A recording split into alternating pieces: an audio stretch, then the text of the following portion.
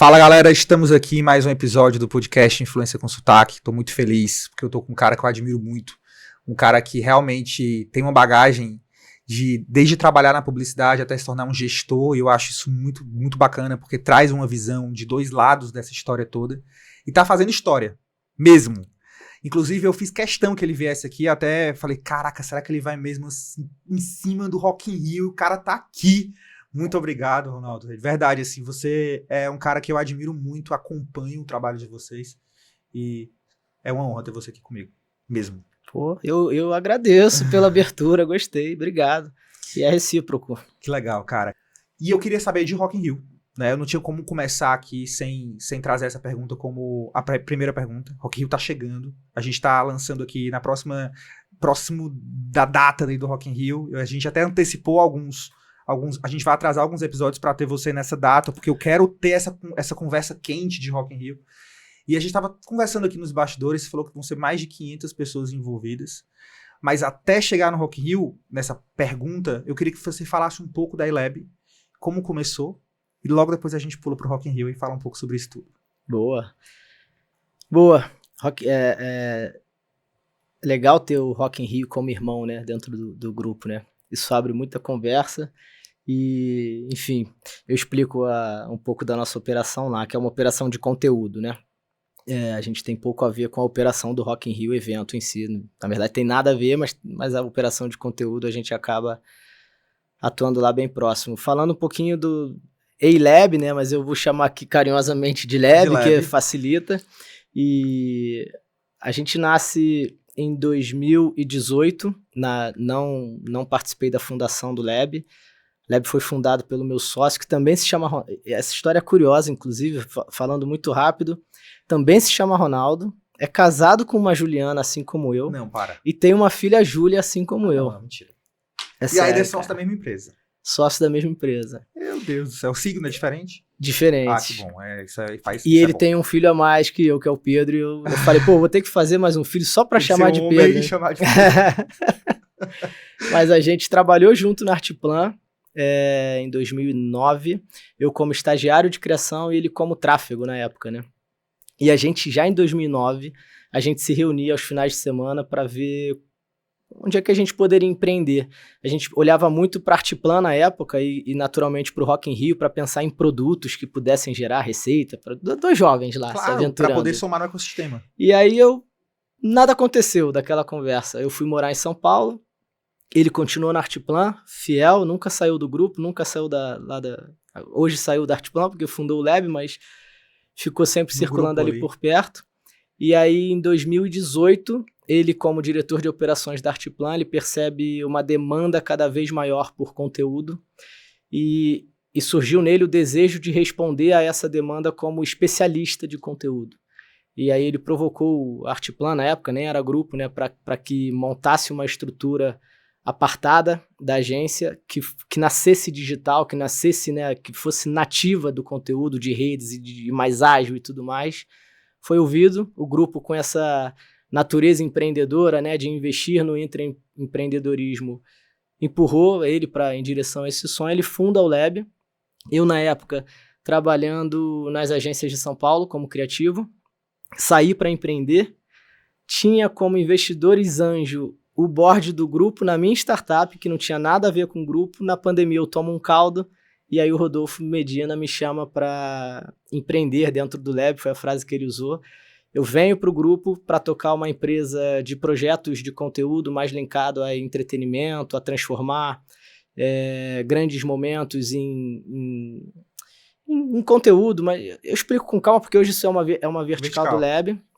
Mas eu venho para tocar isso como empresa e a gente em 3, 4 meses decidiu juntar essa operação que eu tocava com a operação do Lab e hoje eu e o Ronaldo, lá de 2009, a gente co-lidera o Lab, somos co-CEOs, né? Inclusive isso chancela um pouco a gente em assunto que a gente pode aprofundar aqui numa cultura mais colaborativa e tudo mais. E deu certo, assim, cada um foi para viver as suas histórias, né? Mas num determinado momento a gente se conectou de novo e hoje a gente empreende lá juntos, à frente do Lab. E, cara, o Lab, eu acho que tem uns cases muito animais, assim. Quando eu comecei a entrar nesse universo do marketing de influência, tem muitos anos, mas quando eu mudei mesmo para São Paulo, tem 3 anos, eu comecei a entender um pouco mais do mercado. E uma vez a gente concorreu ao TikTok Awards e vocês também. E eu falei, cara, olha o trabalho desses caras, meu Deus, que coisa incrível, assim, de conteúdo mesmo, de inteligência, de velocidade, do social, né? E claro, eu queria entender mais também desse processo de Rock in Rio, né, de festival, né? É muito doido que o Rock in Rio tem se transformado, né? Esse berço, assim, de tantas marcas ativando e de tantos influenciadores e de tantas celebridades e de tantos artistas e de tantas experiências, os investimentos, você cobrir isso. Vocês hoje cuidam da cobertura do conteúdo, de passar para o público final que não tá lá, o que as marcas estão ativando no Rock in Rio. Qual que é a premissa básica para você fazer uma cobertura de uma marca no Rock in Rio, por exemplo? Perfeito.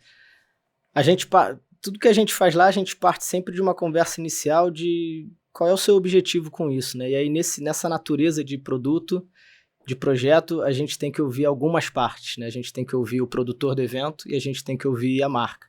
Eu acho que o Rock in Rio hoje não é novidade, né? A gente vem lendo muito sobre a dificuldade dos festivais de se consolidar, né? Tem alguns festivais sendo cancelados e você vê o Rock in Rio acontecendo sempre, sem sombra de dúvidas, né? Vai ter e sempre tem, sempre é um sucesso, sempre é uma edição histórica, mais histórica que a outra. E não sei nem se sou eu que... Não, com certeza não posso falar isso, mas o sucesso vem muito dessa boa relação com as marcas, né? As marcas ajudam a ampliar a experiência que o Rock in Rio como festival entrega. E é quase como se elas fossem embaixadoras do festival. Perfeito. Né? Isso, muito doido, porque elas também ajudam a fomentar até a divulgação do próprio festival. Exatamente. E em função disso, o Rock in Rio se preocupa muito em ampliar a geração de valor dele para as marcas. Então, o que antes poderia ficar restrito a, caramba, eu preciso da grana das marcas para acontecer, hoje a marca é muito importante para mim, eu preciso ser também importante para ela. E um evento ser importante para uma marca não é apenas... Opa, pode usar meus assets aí na sua comunicação, né? Como sempre foi, como alguns festivais ainda são. E que não entenderam essa mudança de percepção. Perfeito. Né? Então, o Rock in Rio ele já vem fechado o patrocínio, como eu amplio o valor que eu posso gerar para sua marca. E aí é onde a gente entra, né?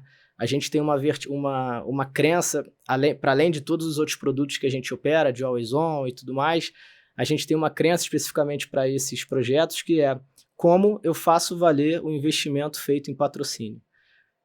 A leitura que a gente tem, e conversando com as maiores marcas do Brasil sobre, você tem um direcionamento de negócio lá dentro da empresa, você tem um direcionamento de negócio, esse direcionamento de negócio ele se fragmenta para cada uma das áreas. E é muito comum, por incrível que pareça, em 2024, você ainda ter uma área de patrocínio que não conversa tanto com a área de comunicação, marketing, conteúdo, Sim. Enfim, cada empresa vai ter o seu modelo. É muito comum a pessoa de marketing virar pra gente e falar: investiram nesse evento, eu não sei o que fazer. 2024. Então, o cara de patrocínio, ele tem um norte de negócio que ele precisa agir, beleza, até faz sentido, mas ele não conversou antes para entender que conversas aquele ativo pode gerar. Então, a gente é voltado, nessa vertical nossa, a gente é voltado muito para isso. Como é que eu faço valer essa grana, que não é pouca, já foi investida, que já tá lá. Como é que eu aproveito cada centavo que eu coloquei ali dentro? Exatamente. Né? Como é que eu ajudo a marca para aproveitar? E aí a cobertura de um evento como esse nas redes da marca é um dos jeitos de fazer isso. 1000%. Eu acho que é uma das coisas, óbvio, a experiência de quem tá lá, mas assim, a cobertura, cara. Se você fizer uma cobertura errada, você não consegue passar. Porque, obviamente, a gente tá falando pro Brasil. E quem tá lá, a gente tá falando de 100 mil pessoas. Perfeito. O Brasil tem 22 milhões de pessoas. Perfeito. E é uma puta responsabilidade, assim, animal. Mas o que as marcas mais querem passar? As marcas querem se conectar de verdade com as pessoas que... Não é nem as pessoas que vão estar lá, com as pessoas que ficam mais ligadas ao Rock in Rio enquanto ele está acontecendo. Então, se você não foi, você não comprou ingresso, você não mora no Rio, você está em casa, mas você gosta do Rock in Rio, você está acompanhando na televisão, você está acompanhando nas redes, agora não vai ser mais via Twitter, mas por algum lugar você vai encontrar e você vai acompanhar. E nas redes das marcas, você acaba acompanhando por ali. Então as marcas querem de fato fazer valer o seu investimento, cada uma trabalhando a sua editoria.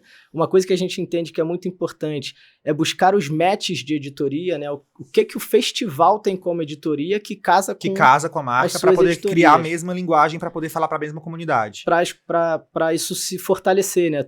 Inclusive para uma possível collab com o Rock in Rio, com o festival, para esse conteúdo morar dentro das redes do festival, ou mora nas redes dele, mas o festival tá lá junto, apoiando, comentando, fazendo, reverberando aquilo. Então, quanto mais match de editoria tiver, melhor. E fazer a rede social do festival? Vocês que também fazem. A gente apartou essa operação, ela é uma operação nossa ainda, mas a gente deu vida própria para ela. Falou, segue, porque era uma operação muito viva, muito ativa, e que a gente não conseguia comportar debaixo de uma mesma cultura. Entendi. É como se ela fosse tão grande, tão robusta e tão viva, que ela, mesmo que seja orientado e dirigido por vocês, ela precisou ter uma nova cultura para poder existir. Perfeito. Ela precisou de vida própria, precisou de independência. Que doideira. O time que faz essa cobertura é o time das redes sociais do... Hoje, o time que faz a cobertura das redes de rock, quando o tema tá mais quente lá durante o festival, ele é um time que é liderado por esse time de dia a dia, mas ele naturalmente recebe esforço extra, né? Cara, e qual a diferença maior, na tua opinião, de você fazer a rede social do festival e da marca no festival? Do festival é muito vivo, né? Uma operação de cobertura, ela tem por natureza a agilidade para entrar nas conversas. Então, é uma operação de muito monitoramento das redes. No Rock in Rio, né?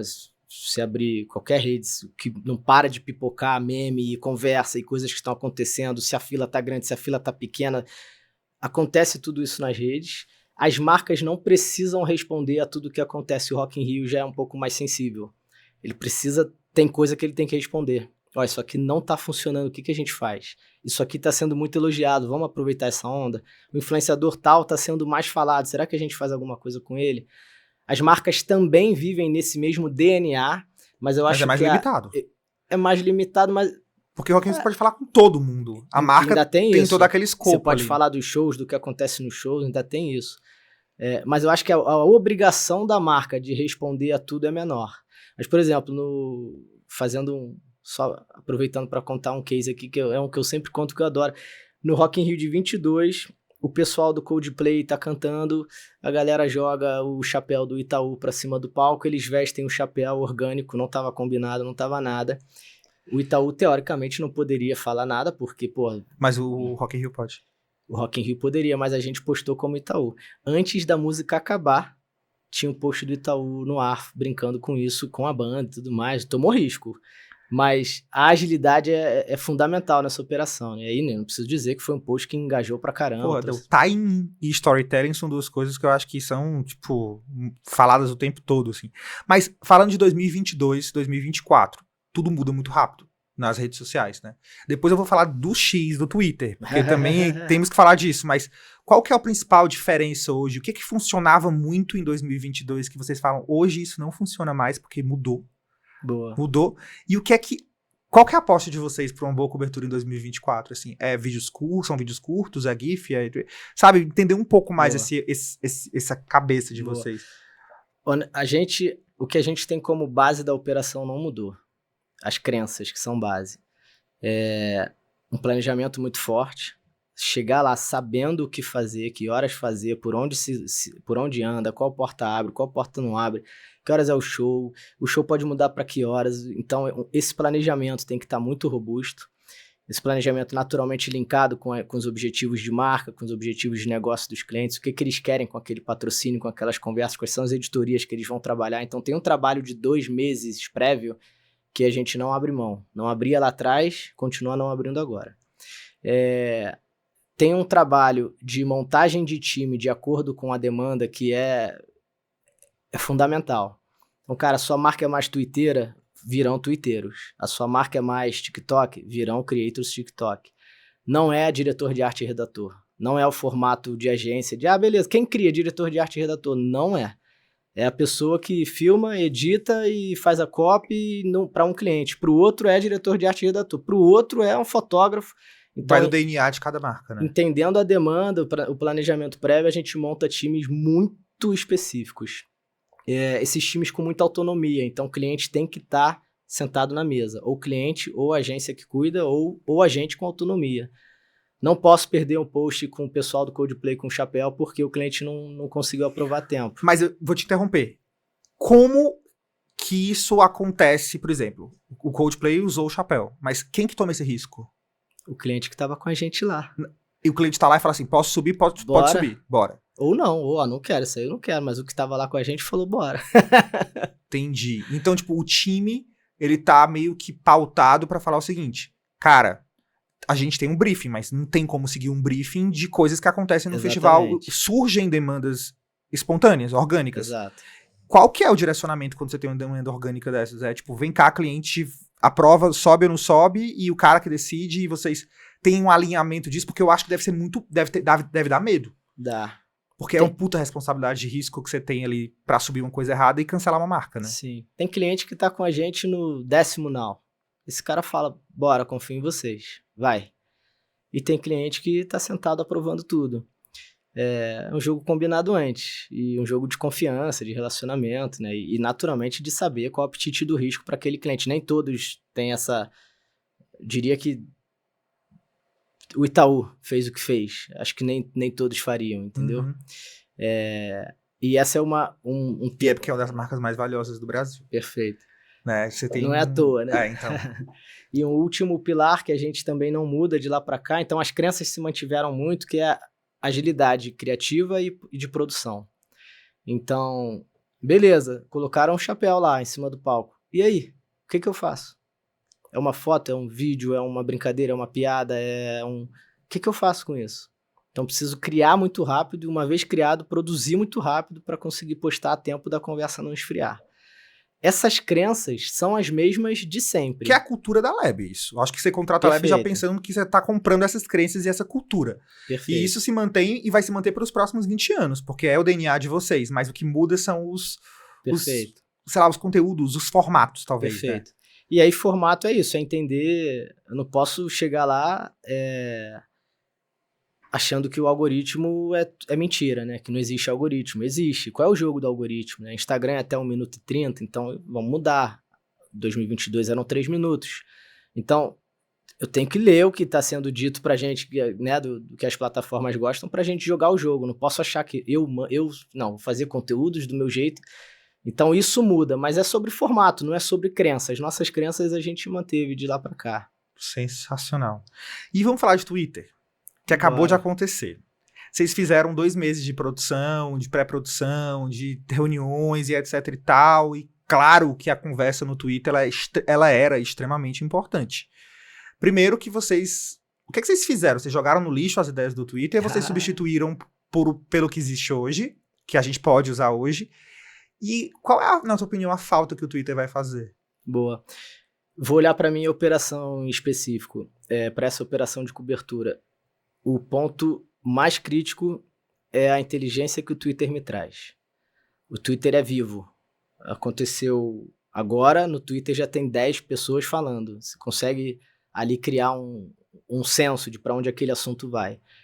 Isso, no dia 1 que falaram vai sair do ar, a gente ficou com medo. No dia 2 já passou o medo, porque a gente foi entendendo quanto as outras plataformas já podiam entregar isso. Threads, né? Blue Sky, né? As duas estão sendo as mais usadas, Blue Sky e Threads. O quanto já estão... Não vamos nos enganar, né? Não entregam o que o Twitter entregava, mas já entregam algo. Então, a gente não foi para 0 de monitoramento, a gente foi para 5. E até o Rock in Rio acontecer, a gente vai estar em 8, porque tem show esse final de semana. Se eu não me... Cara, esse final de semana tem 3 eventos importantes, agora eu não vou lembrar quais são. E a gente combinou lá dentro, vamos operar... Usar como piloto. A gente não tem cliente nenhum para esses 3 eventos, mas a gente está montando uma operação interna nossa para a gente olhar para esses 3 eventos e aprender neles para a gente chegar no Rock in Rio já. Não é novo operar um evento ouvindo Threads e Blue Sky. A gente já fez isso um fim de semana antes. E aí as coisas acontecem muito rápido, né? Pode ser que daqui até lá o Twitter volte, não sabemos. Mas a nossa maior perda, nosso maior medo foi perder a inteligência. E Esse as foi o nosso maior conversas, medo. eu acho que o Twitter ele traz uns feedbacks vivos, espontâneos ali, que são muito, muito, muito foda. Falando contigo, até falei, cara, eu acho que hoje à noite eu vou dar uma boa stalkeada ali no Threads pra ver como é que tá sendo o comportamento da galera. Perfeito, Porque às vezes é igual, perfeito. né? As pessoas migram pra lá. Por exemplo, quando o Threads abriu, aí todo mundo foi, eu já tenho um monte de seguidor no Threads, no Twitter eu não tinha.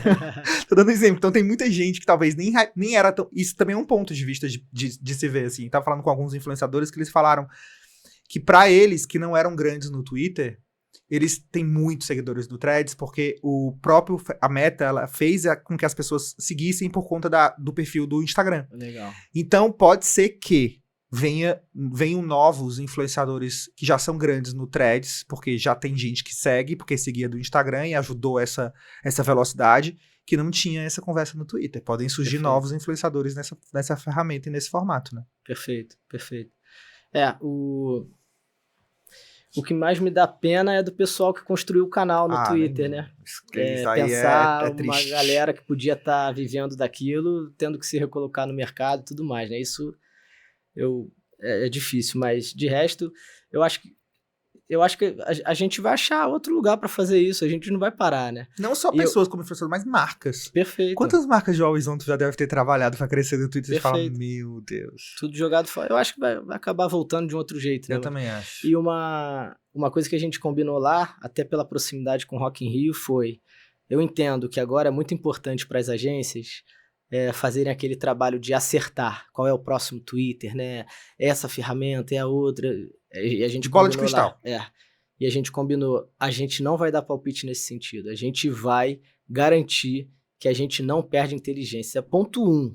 Quando a gente tiver o mesmo nível de monitoramento de inteligência que a gente tinha no Twitter, mesmo que mesclando sem outras plataformas, a gente começa a pensar em qual vem aí para ser o próximo Twitter. Mas antes disso, nem olha para isso. Deixa o pessoal brincar, de adivinhar.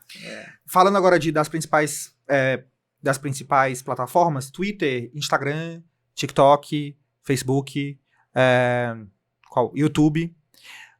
Qual que é o papel de cada uma na hora que vocês vão fazer um Always On pra uma marca? Boa. YouTube, engraçado. Para as marcas que a gente trabalha, eu venho tentando mudar muito isso, mas o YouTube, de todos esses que você falou, é o que a gente menos coloca energia. Menos gasta energia lá dentro. Né? E aos poucos a gente vem tentando mudar isso, porque uma coisa que ficou claro lá pra gente é que trabalhar conteúdo tem... Primeiro você precisa ter a sua crença sobre conteúdo, né? E acho que cada marca tem a sua. E não adianta a gente, como agência, querer botar a nossa crença né, como crença das marcas. Só que ao ouvir tantas marcas há muito tempo, as maiores do Brasil e com frequência, a gente vem percebendo que as crenças se repetem. Então você tem marca que trabalha muito monitoramento, com muita agilidade para entrar em conversa, como Burger King, como Duolingo. Uhum. Você tem marcas que trabalham a criação de produtos próprios, e aí sim esses produtos próprios vivem normalmente no YouTube com desdobramento para outras redes, como o Tinder, vem fazendo isso muito bem. Então, a primeira coisa que a gente precisa entender é qual é a sua crença sobre conteúdo. E aí, partindo dessa crença, a gente escolhe as redes para trabalhar. Se você fala de produto próprio, sem dúvida, você trabalhar priorizando o YouTube como construção de plataforma para desdobrar conteúdo para as outras redes, é um golaço. Pesquisa também. YouTube, as pessoas têm feito muito conteúdo com o olhar dos blogs antigos, de Sim. indexação ali. Tipo, cara, eu vou criar um conteúdo que está sendo muito pesquisado, porque virou ferramenta de Google, de pesquisa, como o TikTok também, mas o TikTok mais pro Gen Z. E eu vou criar um conteúdo que organicamente vai ser interessante, porque ele virou uma chave de pesquisa. Perfeito, perfeito. E se você tem uma marca que gosta de entrar em conversa, você montar uma estratégia mais fundamentada em Twitter é melhor. Então, para cada crença de marca, a gente tem um papel específico para os canais, sabe? E qual é o segredo, que vocês conseguem fazer isso muito bem com algumas marcas, de tornar uma marca creator, para ser uma marca, uma love brand, para ser uma marca creator? para que essa marca consiga conversar com a comunidade dela quase como uma pessoa? Boa. Segredo é difícil, né? Porque se eu soubesse, eu faria isso toda hora. Todo dia tinha uma marca nova. Tem as coisas que eu acredito. E são as coisas que a gente vê por aí um pouco, né? Sobre autenticidade, sobre estar próximo das pessoas, sobre ter uma estratégia muito clara de react, como é que você entra em conversas através de comentários, através de inboxes e lá para os melhores amigos, né, para a galera, para canais fechados e tudo mais. Então isso ajuda muito a aproximar, né? Quanto mais próximo, mais você consegue ser, né? Então... E os influenciadores também devem entrar um pouco Eu acho que é a mesma coisa, cara. Mas assim, eu digo os influenciadores na marca. Se você trazer personagens que conversam com o que você fala, com o seu DNA, com as suas crenças, ajuda a humanizar também, né? Sim. Sim, mas se muito bem arrumado, né? Muito bem arrumado. Não pode ser um tiro no pé. Senão soa como comprado, né? E acho que o pessoal tá pegando esse ranço, né? De, pô, beleza, pagou o cara pra fazer isso, perdeu a graça, né? Então, como é que de novo, acho que é clichê também falar disso, né? Mas de amarrações de longo prazo com os influenciadores, como é que você traz o cara de fato pra perto, como é que esse cara... Isso acontece pouco, mas é algo que eu acredito. Como é que o influenciador entende a tua dor de negócio, que virou dor de comunicação, que virou conteúdo? Ou esse cara tá só fazendo conteúdo pra você? Que são os dos GC Creators também, né? Perfeito. Que é um pouco daquela coisa de querer comprar conteúdo nativo digital. Perfeito. Mas pra mim essa pessoa precisa entender qual é o desafio daquele negócio. Entendendo o desafio do negócio, eu vou criar um conteúdo que faça sentido. Se a marca compra, se a marca pediu antes, aí vai fluir. Mas eu acho que essas relações precisavam estar um pouquinho mais aprofundadas, né? Ainda, se você conversar... Hoje mesmo eu estava falando com uma menina de uma agência de celebridades. Ela falou, cara, 99% do meu tempo é orçamento vazio de publi. Tem nenhuma conexão com a marca, tem nada, mas querem comprar audiência. Beleza, funciona, mas acho que cada vez menos, né? Ou a gente cria conexões cada vez menos. A gente passa muito por isso, assim. Tanto de comprar influenciador que não fala, não conversa com a marca, não querem audiência, querem entrar naquele hype daquela pessoa, na audiência, naquela base daquelas pessoas. Perfeito. Mas aí também constrói uma comunidade. Será que constrói uma comunidade? Né? Porque uma comunidade com várias bases de audiências que não se conversam entre si, não é uma comunidade, né? Perfeito. É uma coisa muito, muito, muito, muito louca em relação a isso. Sim. Qual, na tua opinião, o papel real e o papel que deveria ser o que você acredita dos influenciadores digitais nas marcas? Muito boa pergunta. Saiu ontem uma pesquisa, você viu ou não? Tá todo mundo falando? Qual das? Dos C-levels perdendo confiança no mercado de influência. Não vi. Me fala dessa pesquisa aí. Um burburinho gostoso aí. Eu não vi ainda. E é legal ver, porque eles falam, sei lá, eu não sei exatamente os números, mas você tem lá, 60% dos CMOs deixaram de acreditar ou estão duvidando das estratégias com influência. 50% informa que não contrata especialistas para cuidar das suas estratégias de influência, ou seja, rodam nas agências tradicionais. Então já tem aí um motivo de não estar. 35% reclama que não tem visibilidade ou que não consegue medir os resultados dessa campanha. Conversão. Aí, de novo, tá rodando com uma agência que não é especialista. Porque também não faz o tráfego para poder fazer fundo de funil. Perfeito. Aí você fala, cara, a pesquisa não faz tanto sentido. Ela te dá um diagnóstico claro que eles estão escolhendo as pessoas erradas para tocar os influenciadores. Adorei. Só que o mercado as agências grandes tradicionais já começam a ler isso como, tá vendo aí? Não funciona. Vamos botar a grana em outro lugar, vamos voltar a grana pra mídia, pra televisão, blá, blá, blá. E aí, não sei, eu acho que se perde um pouco. Falando de influência especificamente, a gente fez um trabalho pra Itaú em 19, 20, onde a gente tinha creator pautando o que ia pra TV. Isso pra mim era muito mágico, assim, porque a gente sempre teve o desafio de conteúdo desdobramento da campanha da TV.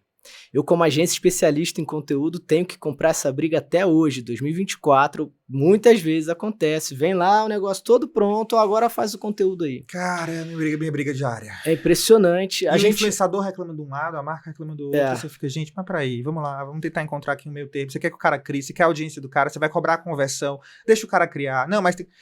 é a nossa briga da vida. Perfeito. E a gente até hoje tem essa discussão e graças a Deus lá não é tanto, não é todo dia. As marcas que estão com a gente entenderam que, pô, o conteúdo tem a sua relevância, tem a sua importância, já chegou a pautar a campanha de TV do Itaú. Então, eu acho que olhar para o conteúdo e para a influência com essa consciência maior do que, né, puta, a conversa, antigamente, nascia na televisão e acabava na mesa de bar. Uhum. Hoje a conversa pode nascer na mesa de bar e acabar na televisão. E você tendo um squad bem formatado de influência, que traz essas conversas para você enquanto marca, que senta para co-criar com o teu time de agência, uma pessoa que está lá vivendo, que não tem a formatação de agência na cabeça, pode ser rico, né? Mas acho que tem um caminho gostoso aí pra gente percorrer, né? Tem, a gente ainda vai aprender muito e errar muito, né? Porque a gente só aprende errando e vivendo e testando. Mas eu acho que é o que você falou, assim. Eu acho que é também quem tá direcionando esse mercado, né? Sim. Aonde esse mercado tá sendo, de fato, trabalhado. Porque Perfeito. tudo é da forma como você trabalha. Se você trabalha um grande influenciador de uma forma completamente errada, ele vai te dar zero resultado, muito pelo contrário. Ele vai te dar um mal-estar, né? As pessoas que vão assistir vão falar, não gostei disso. Então é muito perigoso, é muito delicado. Hoje, quando vocês fazem conteúdo, vocês também direcionam pautas de influenciadores e essa construção de influenciadores, você falou de curadoria também. Sim. Mas qual que é o maior segredo de você conseguir entender quais as pessoas, na hora de fazer uma curadoria, que realmente fazem sentido com aquela marca? Perfeito. A gente olha muito para as editorias, né, naturalmente, né, quais são as editorias que a campanha quer entregar e o que aquele influenciador entrega. Uma coisa que o Éder fala, aprendi muito com ele, o Éder, o CEO da Agency. Ele fala sobre capital de influência, né? O influenciador tem 2 ou 3 temas ali de assuntos onde ele domina, onde ele realmente influencia. É família, é fitness, quais são os capitais de influência daquela pessoa? É isso que a marca está querendo contratar? Pô, beleza, então vamos lá. E aí, naturalmente, você entender quais tiers você está trabalhando, se é um cara muito grande, se é um cara muito pequeno, se está olhando para conversão, se está olhando para alcance, tem todas essas buscas, né? Acho que é um pouco disso, cara. Eu acho também. Eu concordo total contigo, assim, eu acho que o olhar é muito fundamental e também cada influenciador tem o seu asset principal, é que às vezes a gente não quer ler isso. Sim. O Ed é muito pragmático com isso, eu acho bem legal esse pensamento dele. E eu vou ter que encerrar, mas eu quero fazer uma pergunta antes, que é sobre dados. Porque eu acho que tem uma frase que eu adoro, tem muita gente que tem um banco de dados, mas a maioria tem um bando de dados. Né? Foi o Ferreirinha que falou essa frase quando a gente estava em Nova York na NRF e eu amei, porque é verdade. Muita gente tem um bando de dados. E as próprias redes sociais trazem pra gente muitas respostas. Qual que é o segredo, ou vocês têm isso essa inteligência dentro da Lab, de tipo, vamos fazer aqui uma leitura dos dados, do comportamento do consumidor, o que o público quer? Teve algum momento desses anos de vocês, algum produto que nasceu porque vocês viram um comentário de uma rede social que vocês faziam, ou de algum recorte que vocês trouxeram? De que momento esses dados e essas respostas do público movimentam de fato o que a marca vai fazer? Legal. A gente, como agência, tem produtos criados por feedbacks que a gente recebeu em redes assim. Exemplo, a gente tem uma news que a gente roda para creators influenciadores, dando sugestões de trends e de temas quentes para eles entrarem e tudo mais. Que é coisa que a gente ouviu nas nossas redes e a gente rodava isso como monitoramento interno. Então era uma rotina nossa para os nossos clientes, só que não ia para fora. Era uma rotina executiva, vamos dizer assim, circulava com os executivos dos clientes. E a gente transforma isso em produto direto para o público final, uma agência tendo produto para o público final difícil de ver, e a gente tem poucos meses de operação desse produto e tem lá mais de 1.000 assinantes. E um produto que basicamente estava pronto, a gente ouviu o que o pessoal de fora demandou, só ajustou a linguagem e colocou no mercado. A gente tem uma operação de creators também, de curadoria, onde a gente não cobra comissionamento por ouvir o mercado. Estamos falando Então, isso. Vai no FII, né? Vai no FII por ouvir o mercado de, poxa, eu não tenho confiado nas indicações que as grandes agências de influência têm trazido, porque sei que elas recebem comissão, elas estão me indicando aqueles que têm maior comissionamento. Falei, caramba, então a gente vai operar sem comissionamento. Esse produto nasce do nosso time. Nosso time ouviu o cliente e propôs esse produto, e hoje esse produto está vendido. Acabamos de vender, inclusive, para uma marca grande agora. Legal. E aí, olhando para os outros clientes, a gente tem visto, né, produtos nascendo. Boticário tem feito isso muito bem, não é meu cliente, tem feito mérito deles mesmo. Tem feito isso muito bem, né? De ouvir as redes e pensar produto adequado para o que a rede está trazendo. Isso é bonito demais, né? Bom demais, né? Muito, porque a gente às vezes vai buscar respostas em grandes pesquisas e às vezes está ali, escancarado, Sim. E a gente não lê, né? A gente às vezes não vê o óbvio. Sim. E muitas vezes ele está lá, né? Agora falando de gestão de pessoas, né? Porque o cara você já foi um colaborador das agências, hoje você é CEO, co-CEO. E eu queria falar sobre gestão, assim. O que é que nunca te falaram de gestão que você fala, putz, aprendi na marra? Boa. Cara, eu trabalhei o tempo inteiro em agência, né? Estudei informática, não gostei, fui tentar jogar futebol, não deu certo, entrei em agência com 26 anos. E aí, ambiente criativo de agência. Eu sempre senti falta de um entendimento maior sobre o que eu tô fazendo aqui, né? Beleza, caiu o job na minha mão. Qual o contexto disso aqui? O que a agência quer com isso? O que a marca quer com isso? Então, essa história de dar mais contexto para as pessoas, ser mais transparente, né? Ter mais cuidado com a pessoa que está ali. Ela não é só um executador de job. Ela precisa entender onde ela está em si. O que você espera dela? O que ela pode esperar de você? E quando você lidera 100 pessoas lá no nosso time... E 500 durante o período do Rock in Rio. Essas dores, esses pontos surgem. E se você não ouvir genuinamente, se você der um jeito de calar aquela pessoa e ela continuar trabalhando para você, aquele problema só aumenta. E eu vi isso acontecer ao longo de 10 anos, cara. Infelizmente, assim, eu nunca vi uma agência, principalmente uma agência preocupada em criar uma cultura de afeto, de cuidado. Nunca vi, nunca. E passei por várias. Então, hoje a gente olha muito para essa história, cara, de beleza, a gente tem que fazer um baita trabalho, a gente atende as maiores marcas, mas se aqui dentro não estiver funcionando... reter talento, né? E a gente brinca lá, a gente em 3 esferas. Ela com ela mesma, as relações dela e ela com o todo. Ela precisa estar bem com ela mesma, ela precisa estar bem em cada uma das relações e ela precisa ter consciência de que ela faz parte de um todo, que às vezes ela nem sabe o que está rolando lá na ponta, mas é um todo. Se estiver bem nesses 3 pilares, vambora. Isso nunca ninguém me ensinou, cara. Eu vi muita gente batendo cabeça, burnoutando, triste, tomando remédio e tal. E quando você ia investigar, era, porque o líder não me ouve, não me dá atenção... É ruim isso, né, cara? Muito ruim. E eu acho que as pessoas também...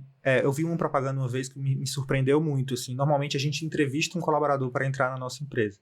E a propaganda era muito legal. Era o colaborador entrevistando a empresa para saber se ele queria entrar lá. E aí estavam todos os diretores, ele entrevistou, e como que é trabalhar? E é muito sobre isso, eu acho que é muito sobre o encontro dos dois. Não é mais unilateral, eu acho que tem que ser bom para todo mundo. Perfeito. E aí eu não consigo encerrar, mas eu queria fazer outra pergunta de Gen Z, né? Como que qual que é a maior diferença em você gerenciar um Gen Z dentro desse universo de conteúdo? Eu vou te perguntar porque a gente tem um veículo em voga e a gente tem sempre um time de conteúdo fazendo coberturas pro veículo, branded content e tal. E a turma Gen Z, eles trazem uma pegada muito legal, assim. Sabe, um olhar bem nativo digital e tal. Perfeito. Mas é muito difícil tem um turnover muito alto. É muito difícil de conseguir ter uma sustentação, assim, sabe? São poucas pessoas que têm essa sustentação mesmo, assim, de carreira e tal. Tu enfrenta esses desafios e Tem algum segredo, alguma estratégia? Boa. Algo que pode dividir? Cara, eu adoro. Honestamente, adoro. De novo, pelo meu passado em agência, a gente era muito colocado em caixinha, né? E essa galera chega quebrando essas caixinhas, né? Isso é muito bom, ainda mais para um ambiente criativo. Me parece uma galera que, mais do que aceitar melhor a diversidade, que vai brigar contigo se você não executar de fato. Isso para um ambiente criativo, pô, é fantástico. Então, para mim, traz muito mais benefício do que problema, muito mais.